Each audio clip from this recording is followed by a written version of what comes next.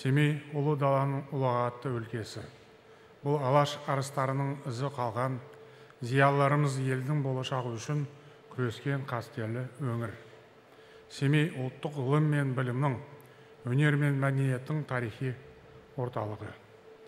Еліміздегі мұғалімдер даярлайтын алғашқы оқу орны бұдан 120 жыл бұрын осы қалада ашылғаны белгілі.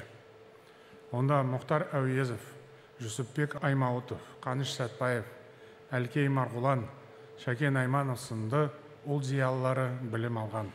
Ал Семейдегі музыкалық драма театр қазақтың театр өнерінің берекелі бастауы. Ұлт футболының тұсауда осы жерде кесілген.